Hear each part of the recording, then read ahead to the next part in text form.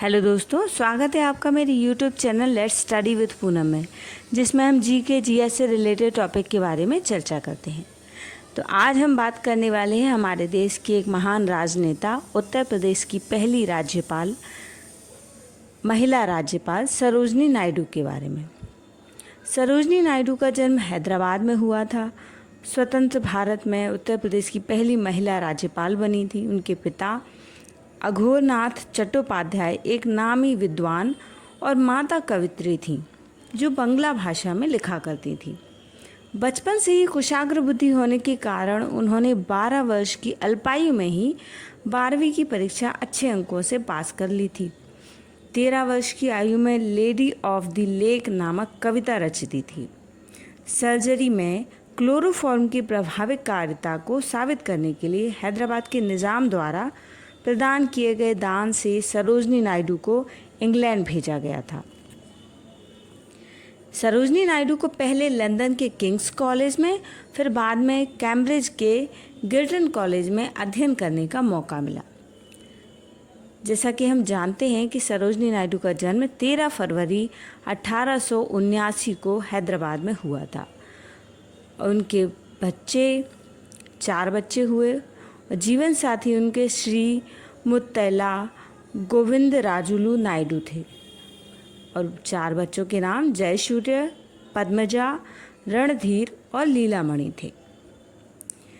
वे 1894 में उच्च शिक्षा प्राप्त करने के लिए इंग्लैंड गईं और पढ़ाई के साथ साथ कविताएं भी लिखा करती थीं। गोल्डन थ्रेशोल्ड नाम की उनकी पहला कविता संग्रह है। उनके दूसरे और तीसरे कविता संग्रह बर्ड ऑफ टाइम और ब्रोकन विंग ने उन्हें सुप्रसिद्ध कवित्री बना दिया। 1914 में पहली बार वे इंग्लैंड में गांधी जी से मिली और उनके विचारों से प्रभावित होकर देश के लिए समर्पित हो गईं। एक कुशल सेनापति की भांति उन्होंने अपनी प्रतिभा का परिचय हर क्षेत्र में दिया। उन्होंने अनेक राष्ट्रीय आंदोलनों का नेतृत्व किया और जेल भी गई। संकटों से न घबराते हुए एक धीर वीरांगना की भांति गांव-गांव घूमकर ये देश प्रेम की अलख को जगाया करती थीं। देशवासियों को उनके कर्तव्य की याद दिलाती थीं। उनके कर्तव्य और वक्तव्य जनता के हृदय को झकझोर दिया करते थे। देश के लिए अपना सर्वस्व निछावर करने के लिए प्रेरित कर दिया करते थे। वे बहुभाषाविद थीं और क्षेत्रानुसार अपना भाषण अंग्रेजी, हिंदी, बांग्ला और गुजराती में दिया करती थीं। इंग्लैंड की सभा में अंग्रेजी में बोलकर उन्होंने वहां उपस्थित सभी श्रोताओं को मंत्रमुग्ध कर दिया था। अपनी लोकप्रियता और प्रतिभा के कारण 1924 में कानपुर में हुए कांग्रेस अधिवेशन में अध्यक्ष बनी और 1932 में भारत की प्रतिनिधि बनकर दक्षिण अफ्रीका भी गईं।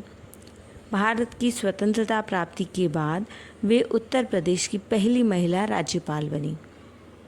पहली राज्यपाल भी बनी जो कि एक महिला थीं। श्रीमती एनी बेसेंट की प्रिय मित्र और गांधी जी की इस प्रिय शिष्या ने अपना सारा जीवन देश के लिए अर्पण कर दिया। 2 मार्च 1949 को उनका देहावसान हो गया। 13 फरवरी 1964 को भारत सरकार ने उनकी जयंती के अवसर पर उनके सम्मान में 15 नए पैसे का डाक टिकट भी जारी किया था। स्वाधीनता की प्राप्ति के बाद देश को उस लक्ष्य तक पहुंचाने वाले नेताओं के सामने अब दूसरा ही कार्य था। आज तक उन्होंने संघर्ष किया था, किंतु अब राष्ट्र का निर्माण और उसके उत्तरदायित्व उनके कंधों पर आ गए थे। कुछ नेताओं को सरकारी तंत्र और प्रशासन में नौकरी दे दी गई थी। उनमें सरोजनी नायडू भी एक थीं। उन्हें उत्तर प्रदेश का राज्यपाल नियुक्त कर दिया गया था। वह विस्तार और जनसंख्या की दृष्टि से देश का सबसे बड़ा प्रांत था।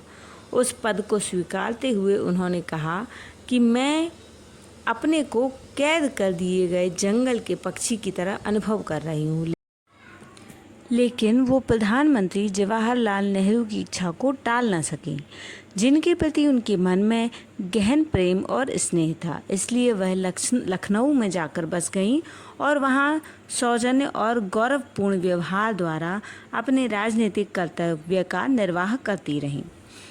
तो इस वीडियो में दोस्तों हमने सरोजनी नायडू के बारे में जानने का प्रयास किया है। यदि हमारा वीडियो आपको पसंद आए तो हमारे चैनल को लाइक, शेयर और सब्सक्राइब ज़रूर करें। धन्यवाद दोस्तों।